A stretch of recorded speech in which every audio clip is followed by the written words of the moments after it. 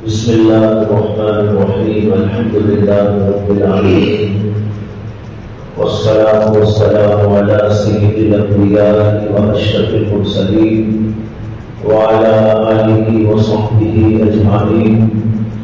أما بعد، فقد قال النبي صلى الله عليه وسلم: ثلاث من كن فيه وجد بهن حلاوة الإيمان، او كما قال صلی اللہ علیہ وسلم.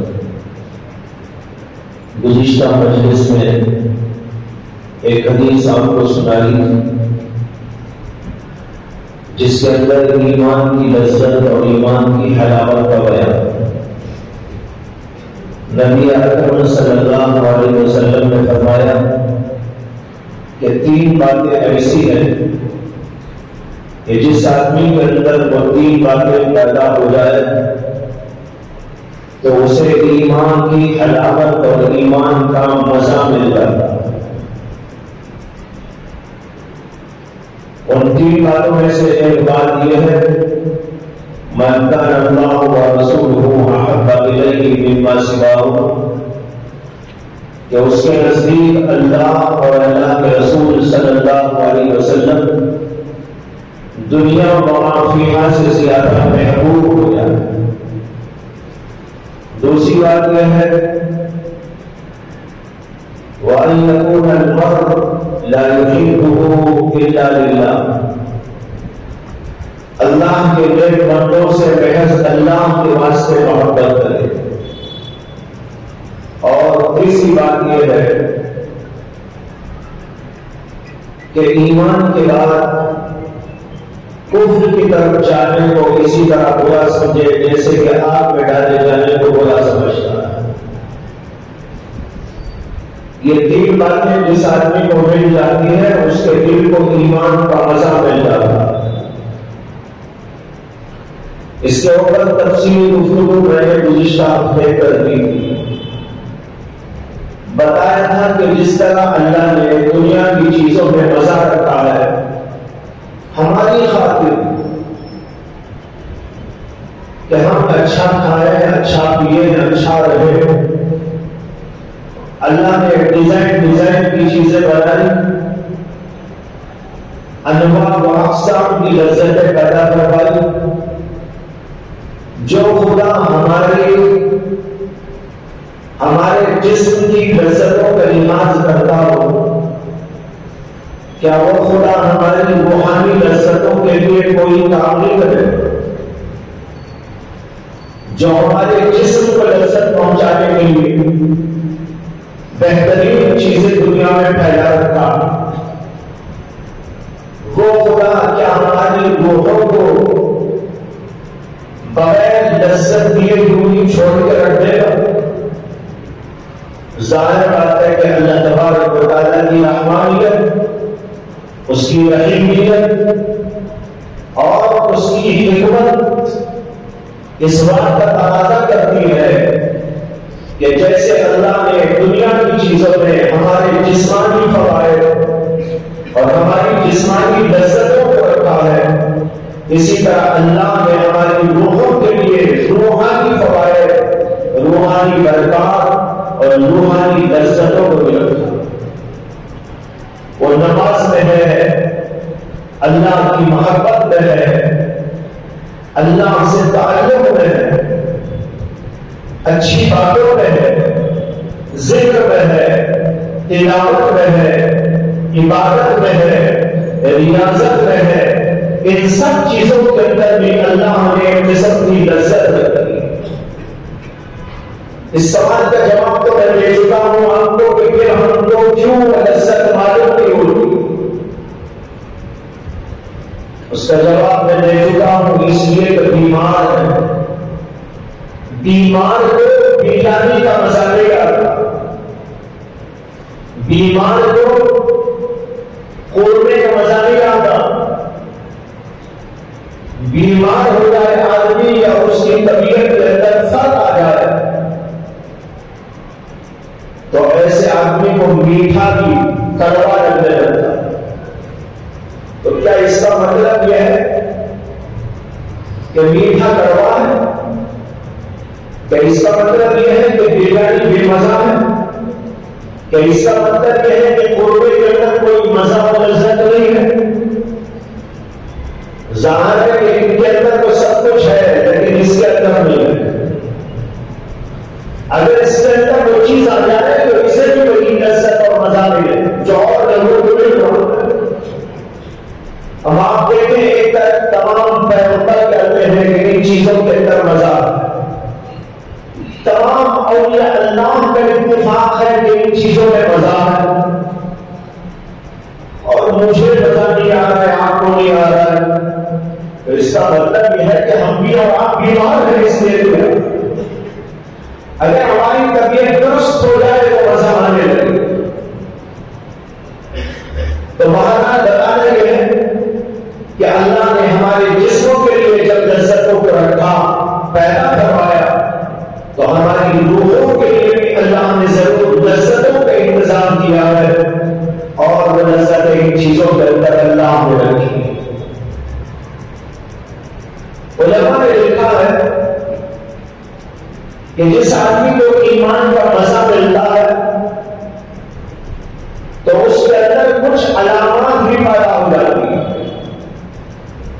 ان علامتوں کے ذریعے یہ پہچانا جا سکتا ہے کہ اس کو ایمان کا مزہ مل گیا۔ ہر چیز کی کچھ علامتیں ہوتی ہیں، علامتوں کو دیکھ کر کسی چیز کی حقیقت کو محسوس اور معلوم کیا جاتا ہے۔ اسی طریقے پر اللہ نے اگر کسی آدمی کو ایمان کا مزہ دے دیا تو اس کو بھی کچھ علامتوں سے انسان محسوس کر سکتا ہے۔ علماء نے کئی علامتیں بتائی، ان میں سے ایک علامت یہ ہے الاستلذاذ بالطاعات، نیکیوں اور طاعتوں اور عبادتوں میں مزہ آنے لگے۔ سمجھو کہ ایمان کا مزہ اسے مل گیا ہے۔ جس کے دل میں ایمان کا مزہ آ جاتا ہے اسے نماز میں مزہ ملتا ہے، اسے ذکر میں بھی مزہ ملتا ہے، تمام طاعتوں میں نیکیوں میں اسے مزہ ملتا ہے۔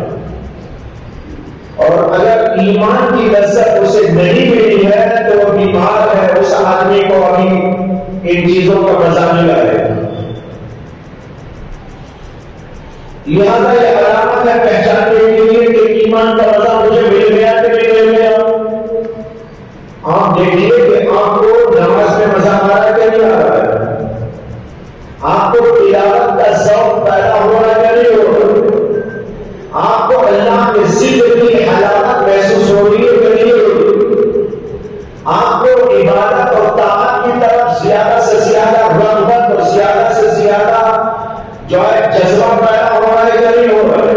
اگر ہو رہا ہے تو اس کا مطلب یہ ہے کہ آپ کو ایمان کا مزہ مل گیا، وہی ایمان کا مزہ آپ کو ادھر لا رہا ہے۔ نماز میں مزہ، ذکر میں مزہ، تسبیح میں مزہ، اللہ کے نام میں مزہ، تلاوت میں مزہ۔ یہ ہے سب سے پہلے علامت الاستلذاذ بالطاعات، طاعت میں مزہ لینا۔ دوسری علامت علماء نے بتائی کہ ایثار الطاعات علی جمیع الشہوات، ایثار الطاعات علی جمیع الشہوات، شہوتوں، دنیا کی خواہشوں اور گناہوں کے کاموں، ان سب کے مقابلے میں آدمی طاعتوں اور عبادتوں کو ترجیح دینے لگتا ہے۔ جب ایمان کا مزہ آ جاتا ہے تو ایمان کا مزہ تو اسے طاعتوں میں لگتا ہے، تو اسے خواہشوں میں کیا لگتا ہے، اسے خواہش کی طرف اپنی جانے میں بے چینی ہوتی ہے۔ ارے یہ کیا بلا ہے، یہ کیا مصیبت ہے، اسے وہ چیزیں مصیبت معلوم ہونے لگتی ہیں۔ طاقتوں کو ترجیح دیتا ہے، شہوتوں پر، خواہشوں پر، گناہوں پر، برائیوں پر ہوتا ہے اور نیکیوں کی طرف آنا شروع ہو جاتا ہے۔ اگر آدمی کے اندر یہ بات پیدا ہو گئی ہے تو سمجھو کہ مزہ مل گیا اسے ایمان۔ دو چیزیں بتائیے، ایک نیکیوں میں رغبت، نیکیوں میں مزہ آنا، اور دوسری طرف شہوتوں، خواہشوں اور معصیتوں اور برائیوں، ان سب چیزوں کے مقابلے میں اس کا نیکیوں کو ترجیح دے۔ تو اس کا مطلب یہ ہوا کہ وہ برائیوں کو دور کرتا ہے، برائیوں سے بیزار ہو جاتا ہے، برائیوں میں اسے مزہ نہیں آتا، گناہوں میں اسے مزہ نہیں آتا، اسے تو نیکیوں میں مزہ آتا ہے۔ جب اس کے سامنے دو چیزیں آتی ہیں، ایک نیکی کی بات، ایک گناہ کی بات، تو وہ گناہ کو چھوڑ دیتا ہے، لذتوں کو اس کی جو ہے خیرات کہہ دیتا ہے اور وہ ادھر آ جاتا ہے۔ حضرت مولانا رشید احمد گنگوہی رحمۃ اللہ علیہ نے ایک بار اپنے مجلس کے اندر فرمایا کہ بزرگوں کے پاس آنے کا، جانے کا اور ان سے کچھ حاصل کرنے کی فکر و جد و جہد کا خلاصہ یہ ہے، وہ چھوٹی سی ایک چیز ہے، کیوں جاتے ہیں اولیاء اللہ کی صحبت میں بیٹھ، کیوں جاتے ہیں ان کی مجلسوں میں، ان کی باتیں سننے سے کیا ملتا ہے، کیا ملنا چاہیے، کیا لینا چاہیے؟ کہتے ہیں کہ حضرت نے فرمایا کہ وہ بزرگوں کے پاس جانے کا، آنے کا جو مقصد ہے وہ ایک چھوٹی سی بات ہے، اور وہاں جن پہ بیٹھے ہوئے تھے وہ سب بڑے بڑے لوگ تھے، محدثین تھے، فقہاء تھے، مفتیان کرام تھے، شاید سمجھ گئے ہوں گے، کسی نے بھی پوچھا ہی نہیں کہ حضرت وہ چھوٹی سی بات آپ بتا دیجئے کیا ہے، کسی نے نہ پوچھا نہ حضرت نے بتایا۔ حضرت مولانا حکیم علومت اشرف علی تھانوی رحمۃ اللہ علیہ فرماتے ہیں کہ جب حضرت نے یہ بات فرمائی تو کسی نے سوال بھی نہیں کیا، انہوں نے جواب بھی نہیں دیا، لیکن میں آپ کو بتاتا ہوں کہ وہ چھوٹی سی بات کیا ہے۔ پھر حضرت حکیم علومت نے وہ چھوٹی سی بات بتائی کیا ہے، انہوں نے کہا سارے دین کا خلاصہ، تصوف کا نچوڑ، سلوک کا خلاصہ، قرآن و حدیث کی تمام تعلیمات کا لب لباب یہ ہے جو چھوٹی سی بات ہے۔ وہ کیا ہے؟ نیکیوں کی ایسی رغبت پیدا ہو جائے جیسے کہ کھانے کی رغبت پیدا ہو جاتی ہے بھوک آدمی کو بھوک لگ رہی ہو، شدید بھوک لگ رہی ہو تو اسے کس بات کی طرف توجہ ہوتی ہے؟ رغبت کس بات کی ہوتی ہے؟ کھانے کی طرف ہوتی ہے، کھانے کی رغبت ہوتی ہے۔ اب بھوکے آدمی کو کھانا دیا جائے تو کتنی رغبت اور کتنی خواہش سے وہ کھا لیتا ہے۔ فرمایا نیکیوں اور طاعتوں کے سلسلے میں ایسی رغبت پیدا ہو جائے، یہ خلاصہ ہے۔ ایک بات، اور دوسری بات یہ ہے برائیوں سے ایسی نفرت اور ایسی کدورت، ایسی کراہیت پیدا ہو جائے جیسے کہ بولو براز یعنی پیشاب پاخانے سے آدمی کو کراہت آتی ہے، کھانے کی جیسے رغبت، نیکی کی ایسی رغبت، اور پیشاب پاخانے سے جیسی نفرت، برائیوں سے ایسی نفرت، یہ دو باتیں اگر آدمی کو مل گئی تو اسے گویا قرآن و حدیث کا لب لباب حاصل ہو گیا، تصور کا خلاصہ اس کو حاصل ہو گیا۔ اس کے لیے ساری محنت، اس کے لیے ساری جد و جہد، یہاں بھی یہی دو باتیں آ گئی، اسی کو سمجھانے والے استلزاز بالطاعات، نیکیوں میں مزہ آنا، نیکیوں کی رغبت پیدا ہو جانا۔ نماز کا وقت ہو گیا، اسے چین بالکل نہیں آئے گا جب تک نماز نہ پڑھے۔ اگر کوئی ایسا موقع ہے، ایسا سچویشن ہے کہ جس کے اندر نماز پڑھنے کا موقع اس کو نہیں مل رہا ہے تو اس کی طبیعت اندر سے بے چین ہو جائے گی، جیسے بھوک کے آدمی کو بھوک لگ رہی ہو، وہ کھانا نہ مل رہا ہو تو کیسا وہ بے چین ہو جاتا ہے۔ اسی طرح طاعت اور نیکی نیکی کے انجام دینے کے لیے وہ آدمی بے چین ہو جاتا ہے۔ اور دوسری بات عرض کی گئی ایثار الطاعات علی جمیع الشہوات، شہوتوں کو چھوڑ دے، اس کے مقابلے میں نیکیوں کو اختیار، نیکیوں کو کیوں اختیار کرتا ہے؟ اس لیے کہ اس کی رغبت ہے، اور شہوتوں اور برائیوں کو کیوں چھوڑ رہا ہے؟ اس لیے چھوڑ رہا ہے کہ اس سے نفرت آ گئی۔ وہی دو باتیں جو حضرت نے فرمائی وہ اس کے اندر آ گئی، دو باتیں ہوئی۔ تیسری بات، ایمان کا مزہ جس آدمی کو مل جاتا ہے اس کے اندر ایک اور علامت پیدا ہوتی ہے، وہ ہے تجرع المرارات عند المصیبات۔ تجرع المرارات عند المصیبات، مصیبتوں کے پیش آنے کے وقت میں صبر کے کرنے کرنے گھوٹ پینے میں مزہ آتا۔ کیا عجیب بات ہے، جس آدمی کے دل کو ایمان کی حلاوت لذت مل جاتی ہے تو اسے مصیبت آ جائے، پریشانی آ جائے، بخار آ جائے، حالات کچھ ہو جائے، دیگر کو ہو جائے، کچھ بھی ہو جائے، اس کا دل چونکہ اللہ سے ملا ہوا ہوتا ہے، اس لیے وہ کڑوے کڑوے صبر کے گھونٹ پینے میں بھی مزہ معلوم کرتا ہے۔ یہ تجرع المرارات عند المصیبات، مصیبتوں کے پیش آنے کے وقت میں کڑوے کڑوے گھونٹ پی جانا، یہ ہر آدمی نہیں کر سکتا۔ جسے ایمان کا مزہ ملا ہو وہی کر سکتا ہے، اور ایمان کا مزہ کسے ملتا ہے؟ جسے خدا کی محبت ملی ہو، جسے رسول کی محبت ملی ہو، جسے اللہ کی محبت ملی ہو، جسے مشائخ کی محبت ملی ہو، جو اولیاء اللہ سے تعلق کو مضبوط رکھتا ہو، اور کفر اور برائیاں اس کے نزدیک انتہائی خطرناک ہو رہی ہو، جیسے کہ آگ میں ڈالا جانا خطرے کی بات ہوتی ہے، اس آدمی کو ایمان کا مزہ ملتا ہے، اور جب ایمان کا مزہ ملتا ہے تو یہ حالت اس کی بن جاتی ہے، اللہ کی طرف سے مصیبت آ رہی ہے اور کڑوے کڑوے گھونٹ مزے لے لے کے بھی بات ہے۔ آپ کہیں گے کڑوے گھونٹ اور مزہ؟ جی، اس میں بھی مزہ آتا ہے۔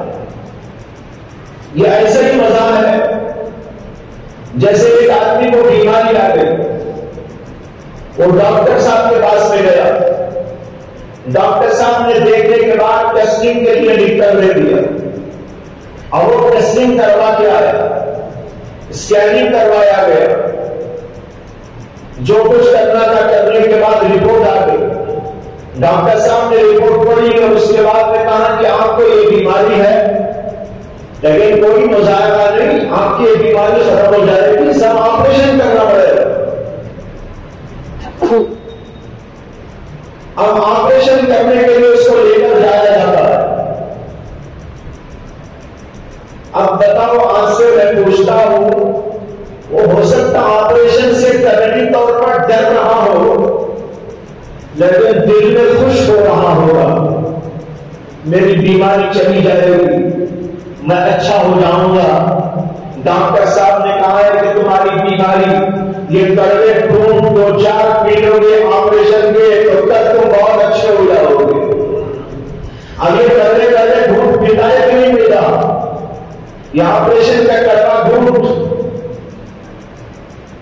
اب ڈاکٹر کو پیسے دے کے آپریشن کراتا ہے، لاکھوں روپے دے کر۔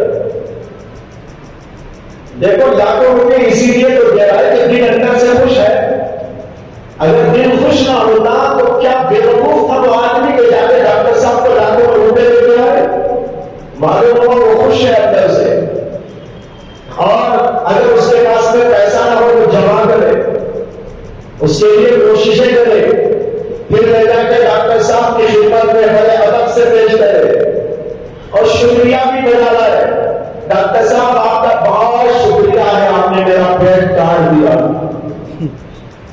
ڈاکٹر صاحب آپ کا بہت بہت شکر گزار ہوں کہ آپ نے میرا سینہ پھاڑ دیا، ڈاکٹر صاحب آپ کا بہت بہت شکر گزار ہوں کہ آپ نے میری آنکھوں کو کاٹ کے نکال دیا، ارے بھائی آپریشن ناک کا ہو، پیٹ کا ہو، دل کا ہو، گردے کا ہو، دماغ کا ہو، بہرحال آپریشن ہے لیکن خوش ہو کر پیسے دے رہا ہے، اس لیے دے رہا ہے کہ دل اندر سے اس کا خوش ہو گئے.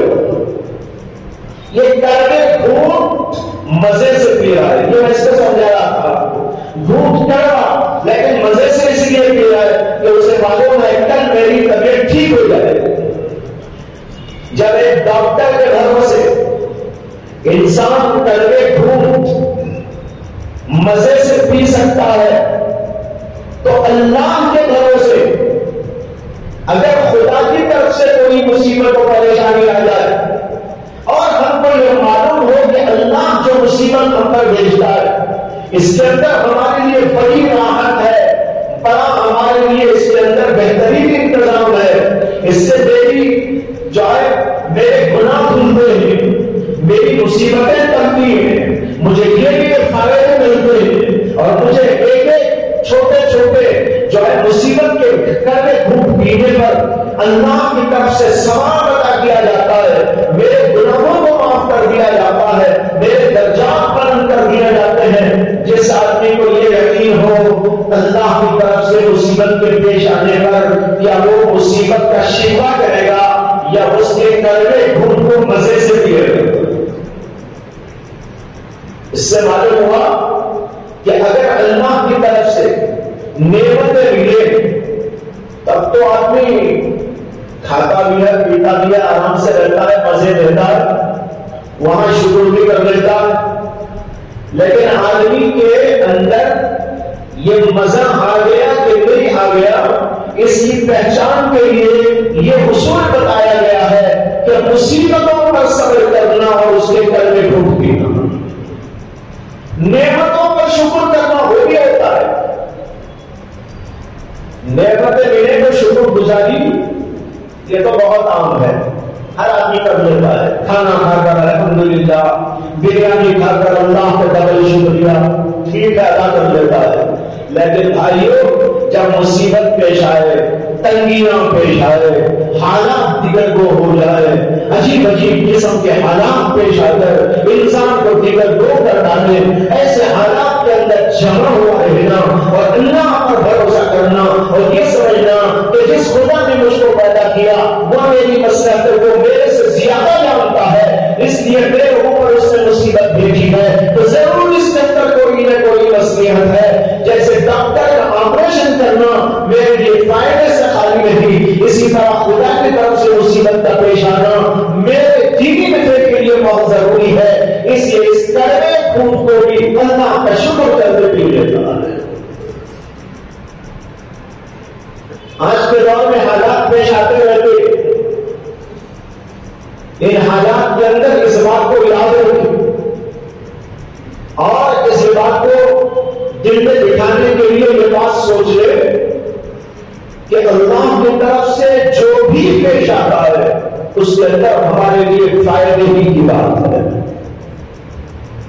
سب سے بڑا فائدہ مصیبتوں کے پیش آنے کا یہ ہے گناہ معاف ہو جاتے ہیں. ایک فائدہ یہ ہے کہ درجات بلند ہو جاتے ہیں. ایک بات یہ ہے کہ اللہ نیکیاں عطا کر دیتے. اور ایسا بھی ہوتا ہے کہ کبھی کوئی مصیبت لا کر بڑی مصیبت کو اللہ ٹلا دیتے ہیں. اس سے کہ دنیا میں ہر مصیبت سے بڑی مصیبت ہو سکتی ہے، اللہ کوئی چھوٹی مصیبت میں ڈال کر بڑی مصیبت سے بچا لیتا اور ہمیں نہیں معلوم ہوتا کہ وہ کون سی مصیبت تھی جو آنے والی ہو. کہتے ہیں کیا مصیبت آ گئی، کیا پریشانی آ گئی، اللہ ہمیں شکوہ کرنے لگتے. اللہ کہتے ہیں ارے بندے تیرے اوپر تو اور بڑی مصیبت آنے والی تھی، میں نے یہ مصیبت لے کر بڑی مصیبت سے تجھے بچا دیا. حضرت مولانا قاری محمد طیب صاحب رحمۃ اللہ علیہ نے ایک واقعہ بیان کیا تھا اپنے ایک بیان میں. انہوں نے بتایا کہ کسی علاقے میں ایک جڑواں دو بچے پیدا ہوئے. جڑواں کا مطلب جڑے ہوئے تھے وہ دونوں. بچے پیدا ہوئے، 2 بچے ہیں، ہاتھ الگ، دونوں کے پیر الگ، دونوں کے پیٹ الگ، دونوں کی پیٹھ الگ، دونوں کے سر الگ، دونوں کے چہرے الگ، لیکن پیٹھ کو پیٹھ اس طرح لگی ہوئی ہے، ایک کا چہرہ ادھر، ایک کا چہرہ ادھر۔ خیر بچے پیدا ہوئے تو ان کے ماں باپ نے یہ سوچا کہ بچے جڑواں پیدا ہو گئے، ڈاکٹروں سے مشورہ کریں گے اور اگر آپریشن کے ذریعے دونوں کو الگ الگ کیا جا سکتا ہو تو کروا دیں گے۔ چنانچہ ڈاکٹروں سے رجوع کیا گیا، ڈاکٹروں نے ان دونوں بچوں کی بڑی تشخیص، پوری تشخیص کرنے کے بعد ان کے سامنے یہ بات ظاہر ہوئی کہ ان 2 بچوں کو الگ الگ کرنا ممکن نہیں ہے، اس لیے کہ ان کے ہر عضو الگ الگ ہے لیکن شہرت ایک ہے، ہر عضو الگ الگ، لیکن جو بیچ کی شہرت ہے، جو اس میں اور اس میں دونوں کی شہرت ایک ہی ہے۔ اگر ان کو جدا کرنے کے لیے ہم کاٹ کوٹ کریں گے تو نتیجہ ہوگا کہ مر جائیں گے۔ اس میں ڈاکٹروں نے مشورہ دیا کہ ان کو بس ان کی حالت میں چھوڑ دو، جیسا بھی ہو زندگی گزرتی رہے۔ خیر ماں باپ نے صبر کیا، بچوں کی تعلیم اور تربیت کی حفاظت کرتے رہے۔ اب بچے بڑے ہونے لگے، شیر خالدی کے عالم سے آگے بڑھ گئے، پھر اس کے بعد اور آگے بڑھے، بچپنا آیا، جب تعلیم اور تربیت کا دور شروع ہوتا ہے تو ماں باپ یہ چاہتے ہیں کہ پڑھائی ہو۔ ان کے ماں باپ نے بھی چاہا کہ ان بچوں کو کچھ پڑھانا چاہیے، چنانچہ دونوں بچوں کو پڑھانے کے لیے استاد رکھے گئے، وہ استادوں سے پڑھتے رہے، اس کو بھی پڑھایا اس کو بھی پڑھایا، لیکن چند دنوں کے بعد یہ پتا چلا کہ ایک بچے کا دماغ دین کی تعلیم کی طرف ہے اور ایک بچے کا دماغ دنیا کی تعلیم کی طرف ہے۔ ایک بچہ جو ہے دنیاوی تعلیم حاصل کرنے کی طرف لپکتا ہے، وہ پڑھنا چاہتا ہے، دوسرا بچہ عالم، مولوی، حافظ، مفتی یہ بننا چاہتا ہے۔ ماں باپ نے دونوں کے لیے انتظام دیا، دونوں کے لیے ٹیوٹر رکھے ہوئے، ایک گریجویٹ کو اسے پڑھانے کے لیے رکھا، ایک مولانا صاحب کو، حافظ صاحب کو اسے پڑھانے کے لیے رکھا، اس کو حافظ بنایا گیا، اس کے بعد عالم کی تعلیم اسے دی گئی اور اسے گریجویٹ بنایا گیا۔ بہرحال دونوں ماشاءاللہ پڑھ لکھ کر تیار ہوئے، لیکن دونوں کے مزاج میں بھی اختلاف تھا اور اسی مزاج کے اختلاف سے ان کی تعلیم میں بھی اختلاف ہوا۔ ایک کا مزاج دینی تھا، دوسرے کا مزاج دینی نہیں تھا۔ اب روزانہ دونوں بھائیوں کے اندر جو ہے گڑبڑ چلتی رہتی تھی، دونوں لگے ہوئے ہیں لیکن دونوں میں آپس میں اختلاف ہوتا رہتا تھا۔ وہ جو دنیاوی تعلیم حاصل کرنے والا تھا وہ اسے کہتا تو بڑی مصیبت ہے میرے لیے، اسے گالیاں دیتا، اسے برا بھلا کہتا تو میرے لیے مصیبت بن گیا، تو میرے لیے عذاب بن گیا، تو نہیں پیدا ہونا تھا، تو ایسا ہونا تھا، تو مر جانا تھا۔ تو اسے روزانہ کو کچھ نہ کچھ کہتا۔ وہ بھائی بیچارہ جو ہے دینی تعلیم حاصل کیا تھا، مزاج بھی دینی تھا، تو اس کو سمجھا،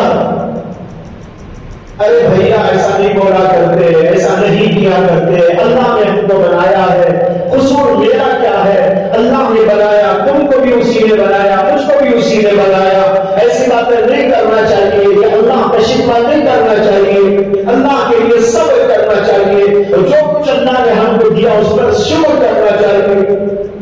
اب روز روز کا جھگڑا، روز روز کا دونوں کے درمیان، یہ اسے گالیاں دیتا ہے، وہ اسے سمجھاتا ہے، یہ اس کے اوپر غصہ کرتا ہے، وہ اس کو سمجھانے کی کوشش کرتا ہے، لیکن بہرحال چلتے چلتے چلتے ایک دن یہ واقعہ پیش آ گیا، وہ جو عالم تھا نا وہ مر گیا۔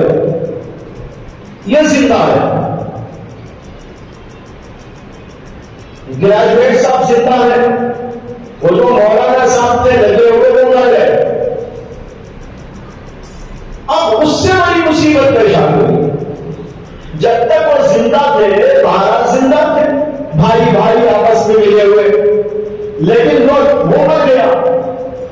اب مر جانے کے بعد کیا ہے کہ اس کو اب لاش کو لے کے ساتھ میں پھر پڑتے ہیں.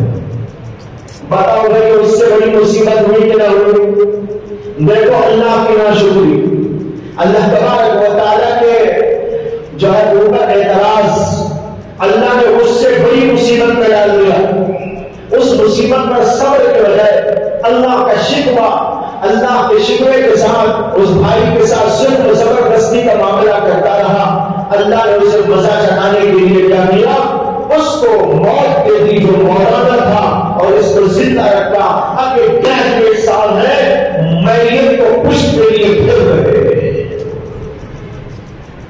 یہ ہے سمجھانے کی بات، سمجھنے کی بات. ہر مصیبت سے بڑھ کر مصیبت ہوتی ہے.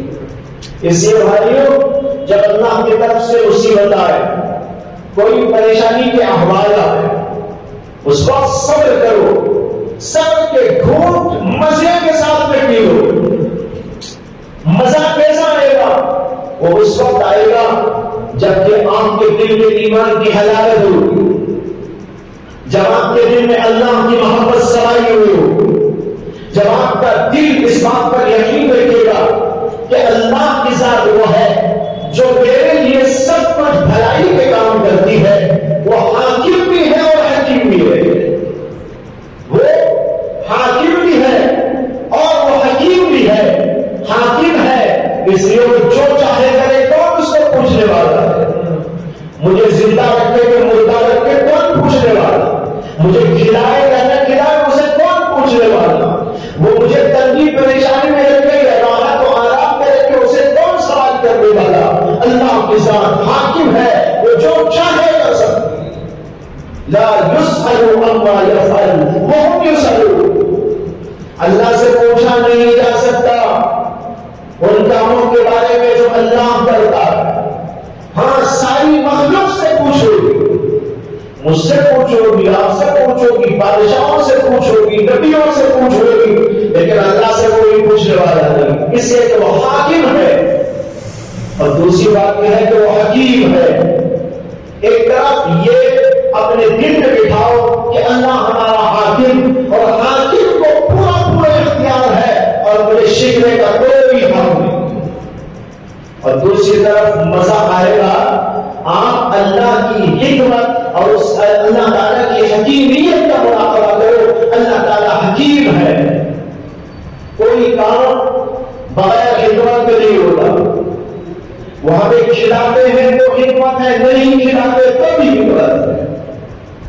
آپ اس حکمت کو ایسا سمجھو جیسے چھوٹا بچہ ہے، وہ کبھی کچھ کھانا چاہتا ہے، اس کا باپ اسے منع کرتا مت کھاؤ. کیوں؟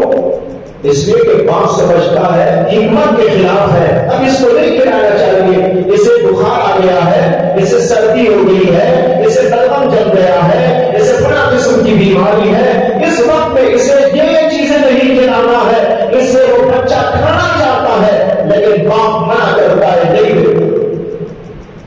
لیکن وہ بے عقل بچہ اپنے باپ کے بارے میں کیا سمجھتا ہے؟ ابا جی مجھے یہ نہیں دلا رہے، وہ نہیں دلا رہے، وہ نہیں کر رہے، یہ نہیں کر رہے، شکوہ نہیں کرتا ہے. وہ اس کا شکوہ کرنا اس کی بے عقلی کی دلیل ہے. اگر اس کے اندر عقل ہوتی تو وہ شکوہ نہ کرتا. اسی طرح اللہ کہتے ہیں میں حکیم بھی ہوں، حاکم بھی ہوں، حکمت کی وجہ سے کرتا ہوں. اگر تمہیں کچھ دیتا ہوں تو اس میں بھی حکمت ہے، کچھ نہیں دیتا تو اس میں بھی. تمہیں بخار میں مبتلا کرتا ہوں تو حکمت ہوتی ہے، اگر تم کو راحتیں عطا کرتا ہوں تو اس میں بھی حکمت ہوتی ہے.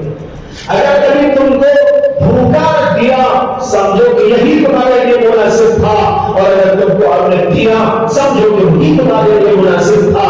جب آدمی اللہ کی حکیمیت کا یہ مراقبہ کرتا ہے جب موقع آتا ہے صبر کا تو اسے واقعی بڑا مزہ آتا ہے اور یہ سمجھتا ہے ایسے ہی ہونا تھا. کھانا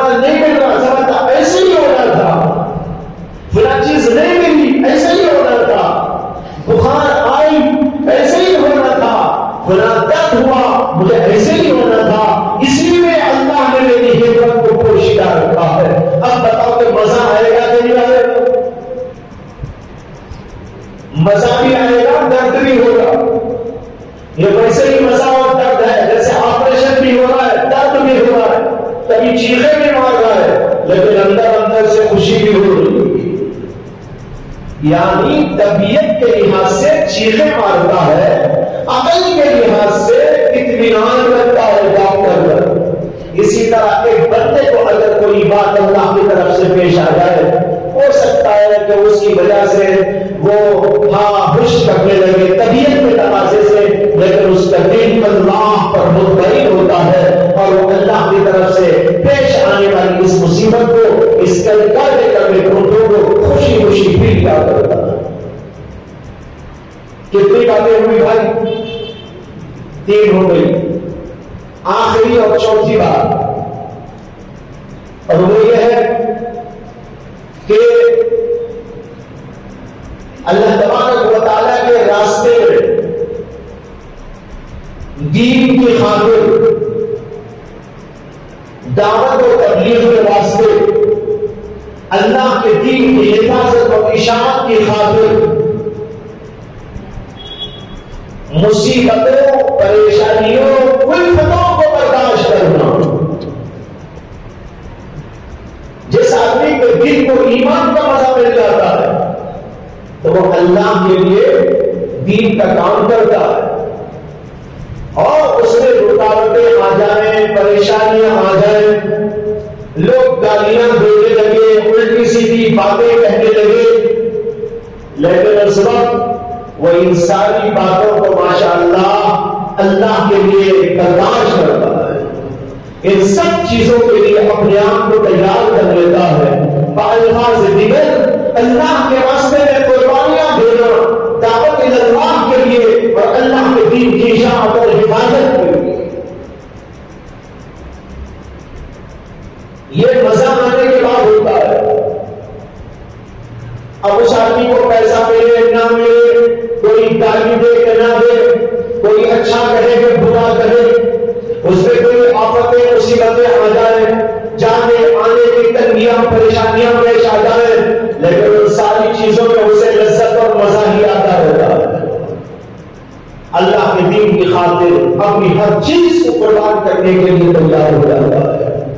یہ ہے ایک علامت ایمان کی لذت ملنے کی۔ جب آدمی کو ایمان کی لذت ملتی ہے تو وہ یہ کام بھی کرتا ہے۔ اب آپ اپنے اپنے طور سے غور کریں، ہر آدمی اپنے اوپر ان چیزوں کو فٹ کر کے دیکھے کہ میرے اندر ان میں سے کون سی بات آ گئی۔ کیا مجھے طاقتوں کی لذت مل رہی ہے؟ کیا میں شہوتوں خواہشوں کو برا سمجھ کر ان کو چھوڑنے پر آمادہ ہو گیا ہوں؟ اور کیا میں اللہ کے دین کی خاطر، اللہ کے دین کی حفاظت اور اشارت کی خاطر اپنے آپ کے لیے اپنے آپ کی جانی مالی قربانیاں دے رہا ہوں؟ اور جب کوئی مصیبت اور پریشانی اور تنگی پیش آ جائے تو وہاں کڑوے کڑوے دھوپ کو مزے سے پی لیتا ہوں۔ ہر آدمی ان کے اوپر غور کرے کہ یہ چیزیں اگر میرے اندر ہیں، اللہ کا شکر ادا کرے اور سمجھے کہ ایمان کا مزہ میرے اندر آ گیا۔ اور اگر یہ چیزیں اس کو حاصل نہیں ہوئی، نماز پڑھنے میں دل نہیں لگتا، ذکر کرنے سے طبیعت گھبراتی ہے، تلاوت کرنے پر رگی بنا کر دل آواز ہی نہیں کرتا، نیکیوں کی طرف جانے بالکل بیزار نہیں ہوتی، نماز پڑھنے کوئی لیتے بھی آ گیا تو بھاگتے چلے جانے کو جی چاہتا۔ اگر یہ کیفیت ہے، سمجھو کہ ایمان کا مزہ نہیں ملا ہے۔ اور ایمان کا مزہ کیوں نہیں ملا؟ اس لیے کہ اللہ کی محبت دل میں نہیں آئی، رسول کی محبت دل میں نہیں آئی، اہل اللہ کی محبت دل میں نہیں آئی، کفر سے نفرت و کراہت دل میں نہیں پیدا ہوئی۔ اس وجہ سے ایمان کا مزہ نہیں آیا، اور جب ایمان کا مزہ نہیں آیا، طاعتوں میں مزہ نہیں آیا۔ یہ دیکھو، کیا میں شہوتوں، خواہشوں، گناہوں، معصیتوں کو چھوڑنے پر آمادہ ہو گیا ہوں؟ اور ادھر دل مائل نہیں ہو رہا ہے، اس کی کراہت معلوم ہو رہی ہے۔ اگر ایسا ہو رہا ہے تو شکر کی بات، اور ایسا نہیں ہو رہا بلکہ گناہوں میں لذت، بار بار ادھر طبیعت کا میدان، گناہ کرنے کے لیے بے چینی، ادھر ہی دل چاہتا ہو، ادھر ہی بار بار انسان لپکتا ہو، سمجھو کہ ان النفس لامارۃ بالسوء، اس پر ثابت والا وہ امارہ بالسوء، برائی کا حکم دے رہا ہے، اندر سے برائی اس کے اندر پیدا ہوتی جا رہی ہے، اس لیے یہ آدمی ابھی ایمان کا مزہ پانے والا نہیں ہو۔ اسی طرح مصیبت آ جائے، پریشانی آ جائے، کڑوے دھوپ کو پینے میں مزہ آ رہا ہو، آپ سمجھو کہ اللہ کا فضل ہے کہ ایمان کا مزہ مل گیا، لیکن مصیبت آئی تو اللہ کا شکوہ، اللہ سے ناراضگی، کیا میں ہی ملا تھا اللہ کو مصیبت دے دے؟ اور تو یہ بات بہت زیادہ ہوگی، مصیبت کے پیش آنے پر اللہ کا شکوہ، اللہ کے لیے نازیبا الفاظ، یہ انتہائی خطرناک ہے، اس سے آدمی کافر ہو جاتا۔ جب اللہ پر اعتراض ہو، سمجھو کہ ایمان چلا گیا۔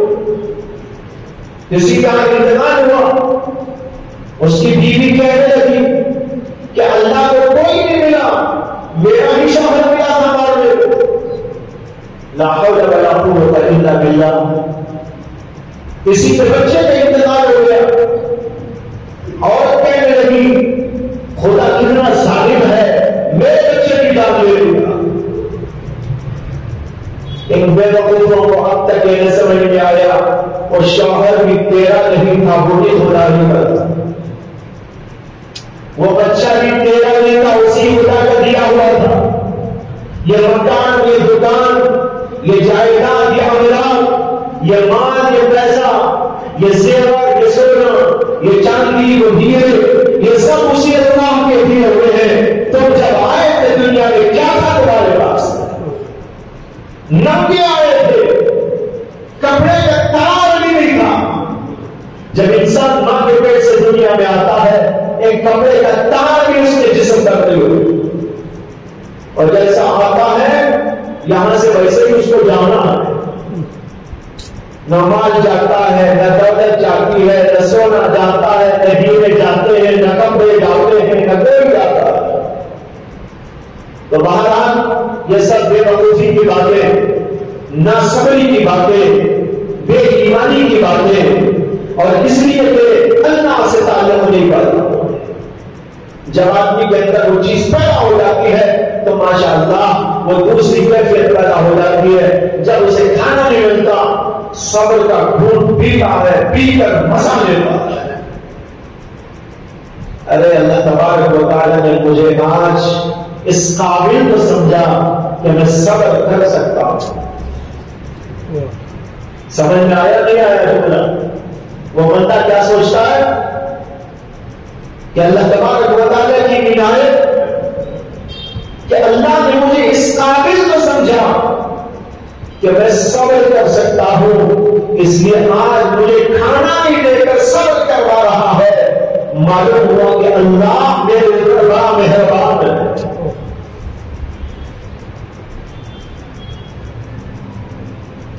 ایک عاشق اور معشوق تھے، ایک آدمی عاشق، ایک معشوق۔ جو عاشق تھا وہ بیٹھا ہوا تھا، اس کے معشوق نے آ کر پیچھے سے ایک زور سے ایسا لگایا، لگاتے ہی اس نے جو ہے ایک آنکھ کھینچی، ارے کون ہے؟ پیچھے پلٹ کے دیکھا تو اس کا معشوق تھا، کہنے لگا مجھ سے معافی، میں آپ سے معافی چاہتا ہوں کہ میں نے آنکھ کر دیا۔ کیا بات ہے، سمجھ میں آیا؟ عاشق تھا، معشوق تھا، معشوق نے آ کر عاشق کو پیچھے سے ایسا مارا۔ یہ مار محبت کی مار تھی، مار محبت میں بھی مار دیتے، مار محبت کی مارا تو اسے تو پتا نہیں ہے کہ کون مار رہا ہے، اس لیے زور سے چیخ مارا۔ چیخ مارنے کے بعد ایسا پلٹ کے دیکھا، دیکھا تو معشوق کھڑا ہوا ہے، اٹھ کر فوراً معافی مانگنے لگا، معاف کر لیجیے میں نے آنکھ کرنی تھی، مجھے آنکھ نہیں کرنا چاہیے، مجھے آنکھ کی جگہ وان کہنا چاہیے تھا، لیکن کس قدر میں ناقابل ہوں کہ میں نے آنکھ کی مار کے اوپر وان کی جگہ آنکھ کر دیا۔ مولانا روم نے واقعہ لکھا یہ سمجھانے کے لیے اسی مضمون کو، جیسے وہاں پر معشوق نے اس کو مار دیا، اسی طریقے پر کبھی اللہ کی طرف سے ہمارے اوپر مصیبت کی مار ہوتی ہے، فقر کی، فاقے کی، بیماری کی، تنگی کی اور کسی چیز کی، یہ سمجھو کہ اللہ کی ایک مار ہے، لیکن یہ مار تو محبوبوں کو دی جاتی ہے۔ معشوق اپنے عاشق کو مار رہا ہے، غیر کو جا کے کیوں مارے گا؟ غیر کو جا کے کیوں مارے گا؟ غیر کو نہیں مارے گا، یہ اپنے آدمی کو مار رہا ہے۔ اسی طرح اللہ سب سے زیادہ آزمائش کن کی کرتا ہے؟ حضرات انبیاء کرام علیہ السلام۔ اللہ کے نبی علیہ السلام نے فرمایا کہ سب سے زیادہ پیغمبروں کی آزمائش اللہ کرتے ہیں، ثم الامثل فالامثل، پھر اس کے بعد ان کی جو نبیوں سے زیادہ تعلق رکھتے ہیں، پھر ان کی جو نبیوں سے زیادہ تعلق رکھتے ہیں، ان لوگوں کو اللہ زیادہ آزماتے ہیں۔ اسی لیے انبیاء کو بڑی پریشانیاں دنیا میں آتی ہے، کھانے کی، پینے کی، فقر کی، فاقے کی، تنگی کی، لوگ گالیاں بھی دیتے ہیں، کانٹے بھی بچھاتے ہیں، مارنے بھی لگتے ہیں، جنگیں بھی کرنے لگتے ہیں۔ انبیاء سے بڑھ کر دنیا میں کسی کی آزمائش نہیں ہوتی، کیوں؟ اس لیے کہ انبیاء اللہ کے سب سے محبوب بندے، اس کے بعد دوسرے نمبر پر اہل اللہ کی ہوتی ہے، کیوں؟ اس لیے کہ اہل اللہ انبیاء کے بعد سب سے زیادہ اللہ کے محبوب بندے ہیں۔ اور جو دنیا والے ہوتے ہیں نا، ان کو اللہ خوب دنیا دے دیتا ہے، کھاتے رہو، پیتے رہو، میرے سے دور رہو، میرے پاس آؤ بھی مت، کھاتے رہو، پیتے رہو، میں نے کھانے کے دانے ادھر ڈال دیے، جاؤ کھاؤ، میرے پاس آنے کی ضرورت نہیں۔ مولانا روم نے ایک عجیب مضمون لکھا ہے کہ اللہ تبارک و تعالیٰ اپنے نیک بندے کو کبھی مصیبتوں پریشانیوں میں اس لیے ڈالتے ہیں کہ یہ اللہ کے نیک بندے اللہ کو پکارا کرے۔ جب مصیبت آتی ہے تو ان کے دل سے اللہ نکلتا ہے، اللہ کے سامنے ہاتھ پسارتے، اللہ کے سامنے گر گراتے، اے اللہ، اے اللہ، اے اللہ، اے اللہ، اللہ اللہ اللہ چاہتے ہیں یہ اللہ اللہ میں سنتا رہو، اس کے لیے ان کو کھانا بند کر دیا۔ جب کھانا بند ہوا تو وہ اللہ کے سامنے ہاتھ پسار کے اللہ اللہ اللہ کرتے ہیں، یہ اللہ اللہ اللہ سننا چاہتے ہیں، اس لیے ان کا کھانا بند کیا۔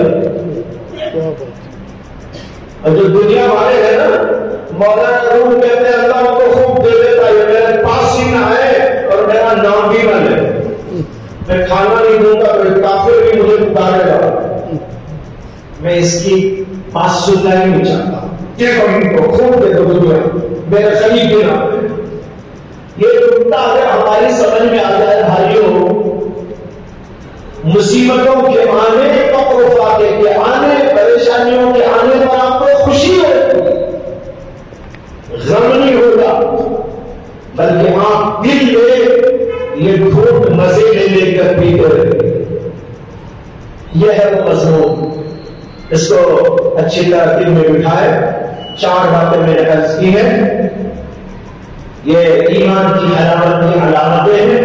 اللہ تبارک و تعالیٰ سے دعا ہے اللہ مجھے بھی عطا فرمائے، آپ سب کو بھی عطا فرمائے ایمان کی حلاوت اور ایمان کا مزہ، ایمان کی لذت ہر مومن کو اللہ عطا فرمائے۔ وآخر دعوانا ان الحمد